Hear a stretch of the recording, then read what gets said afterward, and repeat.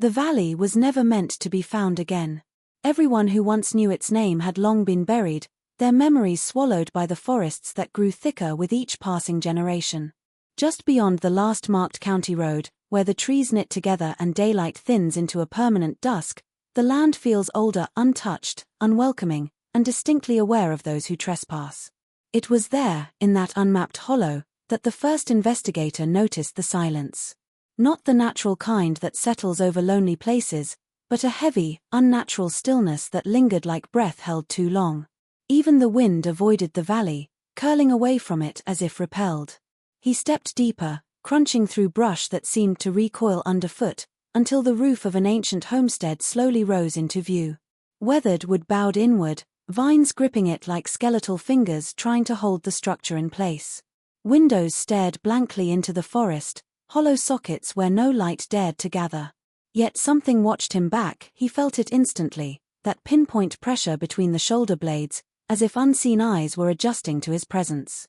Inside the house, dust hung motionless, suspended in the air as though time had stopped the moment the last resident took their final breath. The investigator swept his flashlight across the sagging walls, revealing scratched shapes, repetitive marks, and patterns that spiraled inwards until disappearing behind a boarded door. He paused. The house felt crowded despite being empty, the atmosphere thickened by the sense that countless generations had lived and died inside these walls without ever letting the outside world in. His light flicked across a narrow hallway, and for the briefest moment he saw movement, small, pale, and impossibly silent. He called out, but his voice died before reaching the end of the hall. The silence absorbed it completely, like a sponge drinking water.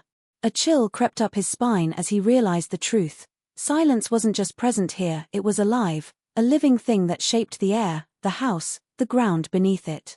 Something shifted behind him, light as a footstep yet wrong in its rhythm, as though whoever, or whatever, made it had never learned the full mechanics of walking. He turned, heart hammering, but nothing stood there. Only the darkness, wider and heavier than before, seemed to stretch closer, curling around him with an almost curious patience. Then he heard it, the faintest tap, tap, tap from somewhere deeper in the house. Not a voice. Not a cry. A message, delivered the only way the valley's children had ever known. The investigator felt the hair on the back of his neck rise as he understood. He was not alone, and whatever watched him had been shaped by centuries of silence. Key point number 1 begins when a government surveyor disappears near the forgotten valley, setting off a chain of events that no one in the region expected. The surveyor had been assigned a routine mapping job, the kind of assignment given to beginners or those looking to log quiet field hours. He had reported in the evening before, mentioning that he would head toward the old forest line at first light. His final message contained nothing unusual, no sign of distress, no hint of fear, but by the next afternoon, when he failed to check in as required, concern quickly shifted into unease. Search teams were dispatched, initially assuming he had encountered rough terrain or equipment failure. But when his vehicle was found neatly parked on a dirt turnout beside an unmarked trail, the situation took on a different tone. The trail itself was not on any official map, which raised even more questions. It looked used, but not by hikers or hunters. The footprints and wheel tracks were old, mismatched, and faded into the soil as though made by people who walked the same path for generations without ever leaving it completely. The search team followed the route, expecting to find the missing surveyor injured or stranded, but deep into the trees the forest grew unnaturally dense. Sunlight thinned overhead, branches interlocked like ribs of an ancient cage, and the deeper they walked, the quieter the woods became. Even the most experienced officers felt it, an oppressive silence that made every step sound too loud, every breath too sharp. Animals avoided the area, and the team could not shake the sense that they were intruding on a place that had no interest in being rediscovered. What troubled investigators further was the absence of the usual signs of a human presence. No broken branches, no discarded gear, no footprints belonging to the missing man. It was as though the forest had swallowed him whole. Days of searching yielded nothing beyond a growing discomfort that something was fundamentally wrong with the valley. The disappearance began circulating through state offices, reaching the attention of analysts who noticed that the region had been marked off repeatedly on historical maps, sometimes with handwritten warnings or inked-out sections. Old survey notes from over a century ago described strange acoustics, sudden drop-offs, and an inexplicable quiet that seemed to thicken the further one traveled inward. The missing surveyor's case was no longer treated as an ordinary field accident. The deeper officials dug, the more they realized that this was not the first time someone had vanished near the valley, and that the land itself seemed to resist being mapped or understood, setting the stage for the disturbing revelations that followed. Key point number 2 begins with a historian who becomes intrigued by the disappearance and the strange boundaries surrounding the valley, prompting her to search through old township archives, land deeds, and forgotten census records. What she finds at first seems like a simple clerical oddity, an entire family name appearing consistently in early documents, then abruptly vanishing from public records in the mid-1800s. The disappearance of a family from paperwork is not unusual in itself, but the suddenness of it and the silence that followed raised suspicion. There were no migration notes, no death certificates, no wills, no announcements, just a final entry marking a property purchase deep within the woods and then a blank space where their story should have continued. The deeper she dug, the stranger the omissions became. In correspondence from neighboring towns, she found hints, brief mentions of a family unwilling to mix, of children rarely seen, of a patriarch who believed the outside world existed only to corrupt what he called their pure blood. The family embraced isolation with a zeal that bordered on ritual, cutting ties with all surrounding communities. What began as a preference for privacy evolved into something obsessive, with each subsequent generation retreating farther from neighboring settlements. The historian uncovered an old church ledger describing the family's refusal to participate in baptisms, weddings, or funerals outside their homestead. Instead, they performed everything themselves, behind closed doors and without witnesses. A single note in the pastor's handwriting stood out: "They have chosen separation, not from fear, but from conviction. They say their blood must not be thinned." That phrase stayed with the historian as she studied the timeline, noticing how their presence in public records became increasingly fragmented, as if they were slowly erasing themselves from history. Property lines around the valley were redrawn several times, but the family's land remained untouched, almost respected or feared by locals who appeared reluctant to encroach upon it. Newspaper clippings from the late 19th century mentioned sightings of a pale child near the tree line, accounts dismissed as superstition but echoing the same unsettling details: no voice, no cry, and a stiffness in movement that made witnesses uneasy. What disturbed the historian most were the gaps, entire decades with no trace of births, marriages, or deaths, even though private journal notes implied the family continued to grow. The undisturbed continuity suggested a deliberate effort to avoid all contact with the world beyond the valley, as though the family believed their lineage was too sacred, too fragile, or too dangerous to risk dilution. By the time the historian finished piecing together the fragments, she understood that the disappearance of the surveyor might not have been random at all, but the latest chapter in a legacy built on secrecy, confinement, and a bloodline protected through absolute isolation. Key point number 3 unfolds when investigators follow the hidden trail the surveyor likely took and stumble upon a decaying homestead deep within the valley, a place that should not have existed according to any modern records. The trail itself winds unnaturally, bending in ways that suggest it was shaped more by habit than intention, carved by countless footsteps over generations. As the investigators move deeper, the forest thickens around them, branches curling overhead like a tunnel meant to conceal rather than guide.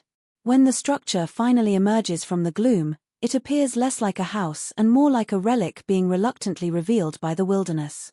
Rotting boards cling to one another as if held up by memory alone, and the chimney leans precariously, stones darkened by decades of moss and soot. Yet for all its neglect, the house gives off a strange sense of recent occupancy, as though someone had left it only moments before the investigators arrived. They circle the property cautiously, noting that the grass around the home is pressed down in irregular patterns, not the tidy marks of wildlife but the scuffing of human feet. A rusted lantern sits on the porch rail, its glass cracked but showing signs of having been cleaned at some point, the dust around it uneven. One investigator spots a rope line hanging from a nail, frayed but recently moved, suggesting that it once held clothing or tools. The windows are clouded with filth, yet faint smears on the inside indicate fingers had traced along the glass not long ago. Each detail adds to the uneasy realization that the homestead, while outwardly abandoned, has been quietly maintained in subtle ways. Inside, the air is heavy and stale, but not untouched. A thin path has been cleared through the debris, as though someone walks it regularly. A wooden chair sits in the corner, positioned toward the door as if expecting someone's return. Scattered objects, half-burned candles, chipped bowls, a threadbare blanket hint at a life lived in secrecy, one that avoids leaving behind anything identifiable. The fireplace contains ashes that appear relatively fresh, suggesting a fire had been lit within days, not years. But what unsettles the investigators most is the absence of the usual signs of habitation: no food stores, no personal items, no clothing. It is as if the residents took only what mattered most and left everything else suspended in time. Outside, one investigator finds a set of footprints in the soft earth leading away from the house and disappearing into the tree line. The prints are small, too small for an adult, and spaced in a way that suggests a strange, halting gait. The team exchanges uneasy glances, realizing they may not be searching for just one missing surveyor, but stepping into the life of a family that has perfected the art of being unseen. Key point number 4 begins when the investigators step deeper into the homestead and notice that the walls are not merely aged or weathered but carved with precise, obsessive markings that repeat from room to room. At first glance, the symbols appear to be scratches made by restless hands, but the more closely they are examined, the more intentional they seem. Spirals, hash marks, and elongated shapes intertwine to form patterns that look almost ceremonial, as though each generation added its own layer to a growing tapestry of belief. The investigators wipe away dust caked onto the wooden boards, revealing that the carvings go back decades, possibly even centuries, etched more deeply with time until they formed grooves the width of a finger. Some symbols appear newer, their edges sharper, their surfaces lighter than the aged wood around them, as if carved recently by someone determined to preserve traditions no outsider was ever meant to see. What unsettles the team most is how these carvings cluster around specific areas of the house, around doorframes, beside windows, and in tight spirals leading inward to rooms where the air feels colder. One investigator suggests that the symbols resemble protective wards, perhaps meant to guard the home or contain something within it. Another notes that several patterns repeat with eerie consistency, almost like a written language passed down through generations who never learned letters but communicated devotion through these carvings. In one room, beneath a collapsed shelf, they find a pattern that stands out from the rest: 3 interlocked shapes that resemble a family crest altered over time, as though each generation distorted it to emphasize a single, growing obsession: purity. The idea becomes clearer when they follow the carvings toward the back of the house, where a locked cabinet stands wedged between the beams. The cabinet is crudely built but decorated with the most intricate symbols yet, drawn not only in carvings but in faded charcoal stains. The door, when pried open, reveals brittle parchment scraps and a wooden plaque bearing the same interlocking shapes. The papers inside contain lines of cramped handwriting, describing rituals and family laws written in archaic English. One passage details the importance of the unbroken blood, stating that dilution brings ruin and silence preserves strength. The writing becomes more frantic in later scraps, the ink darker and pressed deep into the parchment as though the writer's hand trembled. The investigators realize this was not an ordinary family but one governed by doctrine, rules shaped by fear and tradition, rules enforced by the patriarchs who saw themselves as guardians of something sacred. Wandering through the house, the investigators notice more carvings hidden behind loose boards and beneath old rugs, contributing to the portrait of a family utterly consumed by the belief that their bloodline must remain untouched. The homestead becomes less a home and more a shrine to a lineage that chose isolation over sanity, carving their devotion into the very bones of the structure they lived in. Key point number 5 unfolds when the investigators push deeper into the house and discover a narrow wooden door partially hidden behind a fallen beam, its edges sealed with layers of dust that break apart when touched. The hinges groan as they force it open, revealing steep stairs descending into a basement that smells of earth, damp wood, and something older. The beam from the investigators' flashlights trembles against the walls as they descend, illuminating carvings far more detailed and frantic than those upstairs. The air grows colder with each step, as though the space has preserved a temperature untouched by the world above. At the bottom, the staircase opens into a small underground chamber, low-ceilinged and windowless, with walls lined by shelves sagging under the weight of brittle leather-bound journals.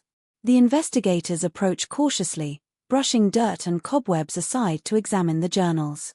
Many crumble at the slightest touch, but some remain intact enough to open, their pages stiff with age. Inside, they find handwriting from multiple generations of the same family, each hand more uneven than the last. The earliest entries describe daily life in isolation, noting hardships, births, and seasonal struggles. But as the decades pass, the tone shifts, becoming more insular, more reverent. Phrases about the sacred lineage, the guarded blood, and the quiet blessings appear frequently, suggesting that the family nurtured a belief system that justified their retreat from the world. Entries speak of outsiders as corrupting forces, unworthy to witness their traditions. Then the investigators find a section of journals bound separately, wrapped in a cloth so weathered it nearly disintegrates. The handwriting inside is jagged, frantic, and often crossed out. These pages describe births unlike ordinary ones, children who arrived silent, unable to cry or speak, yet regarded by the family as chosen. The patriarch wrote that these children were born perfected by the silence, and that their inability to produce sound was a sign of purity, a trait strengthened through generations of unbroken bloodlines. The journals document rituals meant to honor them, rituals that involved seclusion, fasting, and the reinforcement of family law. One chilling entry mentions that the silent children were closer to the ancestors than to the living, an unsettling phrase that leaves the investigators uneasy. Exploring the chamber further, they notice drawings pinned to the walls, crude sketches of small figures with blank faces and hollow eyes. Some drawings show the children gathered in dim rooms, others depict them sitting at the tree line, their heads tilted strangely toward the darkness. A final journal, written in an unsteady hand, describes the parents' fear that the children were changing in ways they could not control, and that the silence surrounding them was no longer a symbol but a weight pressing upon the entire valley. Standing in the dim chamber, the investigators realize they have uncovered the family's hidden truth. The silent children were not myths or curiosities but deeply woven into the family's identity, preserved through isolation and recorded in journals meant for no outsider's eyes. Key point number 6 begins when the investigators remain at the homestead overnight, intending to catalogue the journals and sketches they found underground, but instead becoming aware of a faint, rhythmic tapping that drifts through the house after dusk. At first, they dismiss it as the settling of old wood or the movement of branches against the siding, but the pattern is too deliberate. It starts as a soft, steady beat that seems to come from somewhere deep within the house, then shifts positions, echoing through the walls as though someone or something is moving. The investigators exchange uneasy glances, each silently wondering if they're imagining it, but the tapping grows clearer, repeating with such precision that it feels intentional, almost communicative. The sound is neither metallic nor hollow, it carries a strange organic quality, like knuckles lightly striking wood with practiced rhythm. What freezes their blood is that no footsteps or voices accompany the tapping. It exists alone, detached from any normal signs of human presence. One investigator steps outside with a flashlight, believing the sound may be coming from animals or loose debris. But the night beyond the porch is unnervingly still. The trees stand motionless, and even the usual rustle of leaves seems stifled, as though the forest itself is holding its breath. When he switches off the flashlight for a moment, the tapping begins again, this time behind him, inside the house. He rushes back in, shaken, insisting that the sound seemed to follow him. The others stiffen as it continues, moving from wall to wall, floor to ceiling, like a coded message traveling through the structure. They attempt to track the source, but the moment they approach one spot, the tapping shifts elsewhere, slipping out of reach. As they investigate further, they realize the sound is not confined to the house. When they step out onto the porch again, it echoes faintly from the tree line, tapping whose volume rises and fades as if multiple sources respond to one another.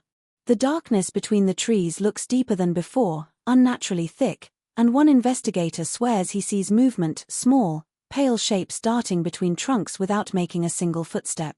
He calls out, but the forest absorbs his voice completely, swallowing it the instant it leaves his mouth. The tapping responds instead, quicker now, almost excited, as though acknowledging his attempt at communication. Inside, the house trembles slightly, and dust drifts from the ceiling beams. The rhythmic beats become synchronized, aligning into a pattern that seems impossible to ignore. It feels like a language without sound, a method of communication born from generations who never learned to speak or cry. The investigators begin to understand that the journals were not exaggerations. The silent children, or their descendants, are still out there, watching from the shadows, communicating in the only way they know.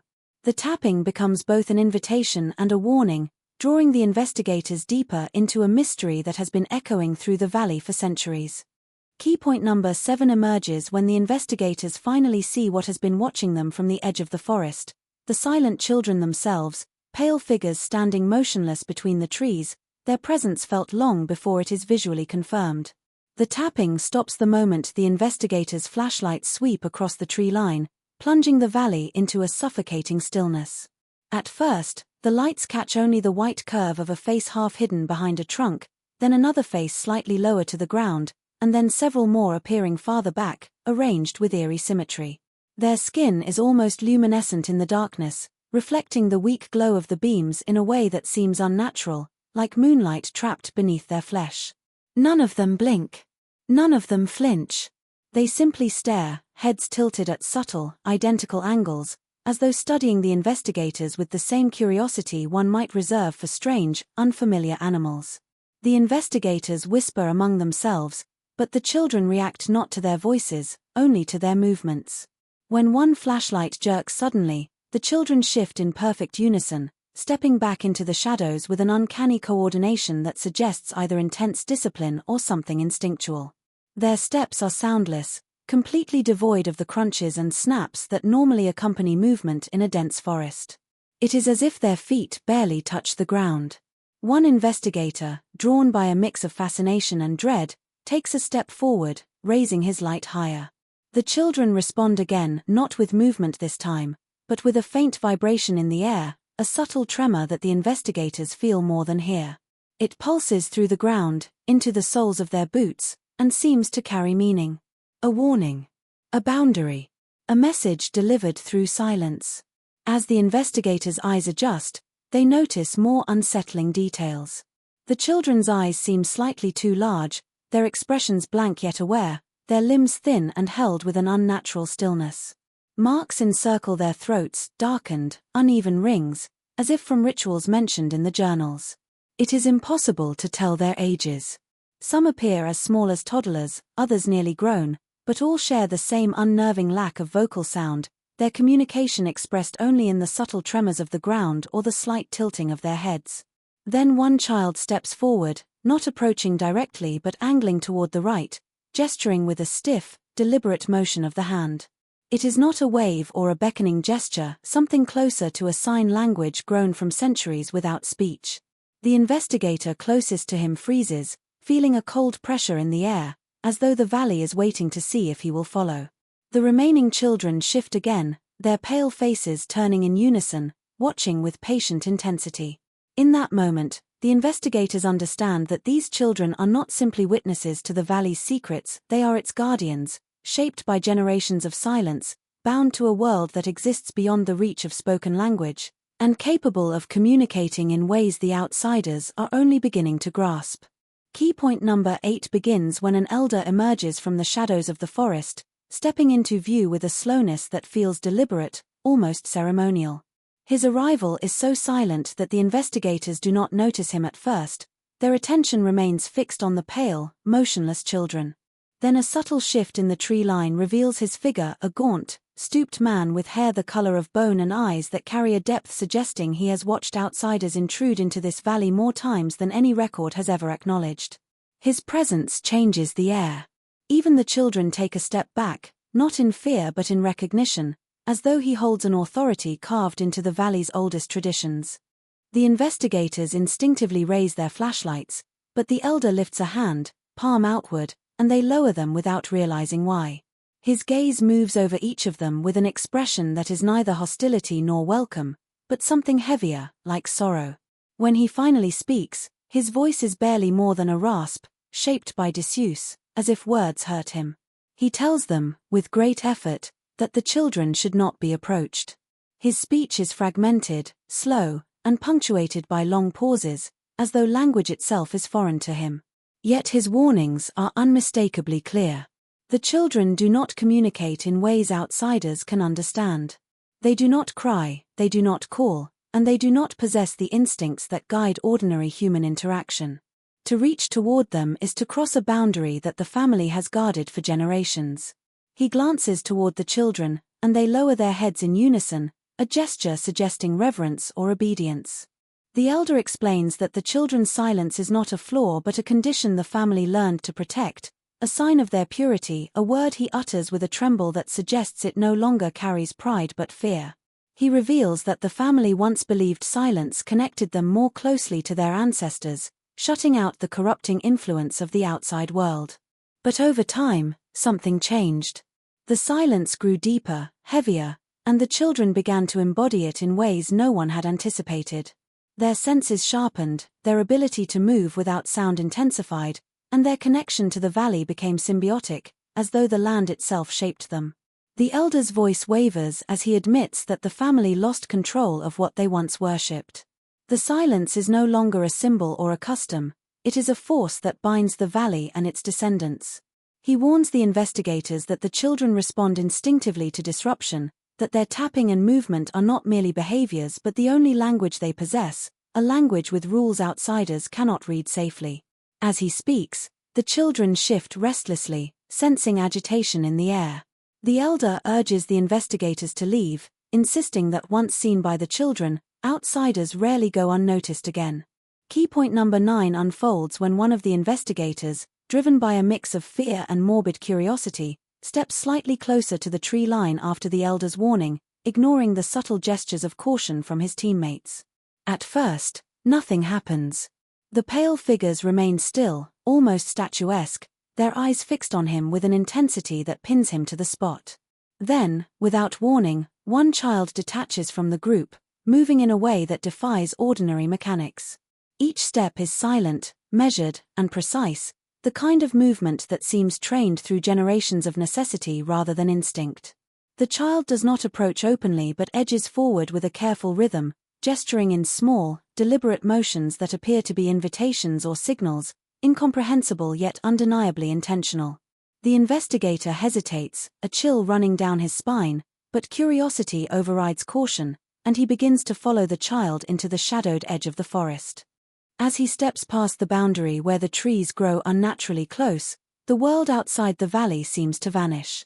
Light dims sharply, the forest floor softens, and the rhythmic tapping from earlier resumes, now coming from multiple directions simultaneously.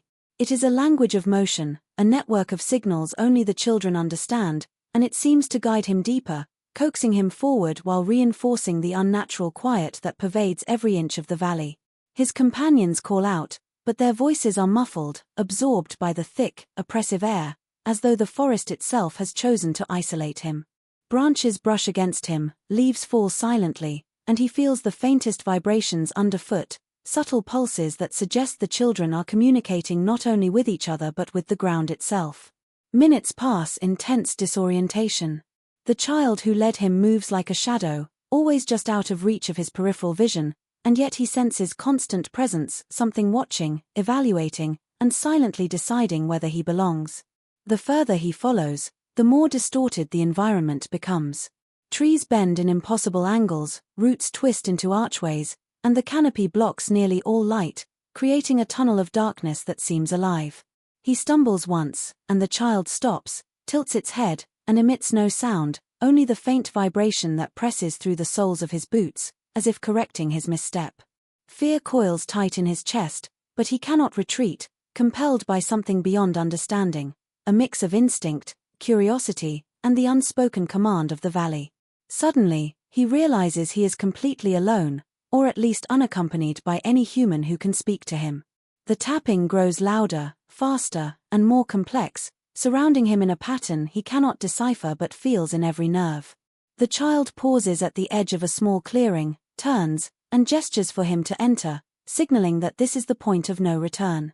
The investigator understands too late that following the child was never an invitation to witness, they are leading him into the valley's heart, into the dominion of the silent children, where rules of sound, speech, and ordinary human perception no longer apply, and where outsiders are quickly lost, becoming part of the valley's enduring, incomprehensible silence. Key point number 10 unfolds after the investigator's disappearance, leaving the remaining team members reeling and scrambling to make sense of what has occurred. Panic and dread settle over them as the realization dawns that the valley has reclaimed what it considers its own. The search for the missing investigator becomes almost futile as they trace the small, precise footprints he left behind, which vanish inexplicably into the thickening underbrush. Every attempt to follow them is met with disorientation. The forest seems to shift subtly, trees appearing where none were before, roots rising to trip those who try to pursue, and paths looping back on themselves as if mocking the intruders. The valley does not simply hide, it actively reshapes itself to maintain the secrecy of its inhabitants. It becomes clear to the remaining team that the silent children are not merely residents of this isolated land but are intertwined with its very structure, their presence embedded into the geography in ways that defy logic or expectation. The elder's warnings echo relentlessly in their minds, his words framing the valley not just as dangerous but as alive, a place where intrusion is felt and punished silently. Those left behind begin to notice subtle signs that the children are everywhere, faint movements at the edge of vision, the delicate tap-tap-tap returning intermittently, the sensation of being watched even in the densest shadows. The valley itself amplifies these effects, folding sound and light in ways that make perception unreliable. Night becomes a period of intense unease, with the forest closing in, and even during the day, the canopy casts long, oppressive shadows that seem to reach for the intruders. It is as if time slows, stretching moments into hours, making the investigators aware that the valley is patient, deliberate, and indifferent to human urgency. Over the following days, fragments of evidence remain, partially trampled foliage, hints of objects moved, and fleeting glimpses of pale figures receding into the trees. Each clue is cryptic, reinforcing the sense that the valley is governed by rules outsiders cannot interpret, and that the silent children operate under codes that have evolved over generations of isolation. Attempts to communicate or leave markers are met with subtle disturbances, erasing human traces almost immediately. The missing investigator is never recovered, and the team is forced to retreat, leaving the valley to its silence and shadows. What remains behind is a chilling understanding. The valley preserves its secrets meticulously, and those who intrude become part of a story that continues to unfold invisibly, whispered through the tapping of unseen children, the sway of trees, and the unnerving stillness that marks every inch of the land. In the aftermath, only fragments of journals, sketches, and accounts survive, hinting at the valley's enduring dominion and the silent children who guard it, ensuring that the isolation, secrecy, and silence crafted over centuries remain unbroken and incomprehensible to the outside world.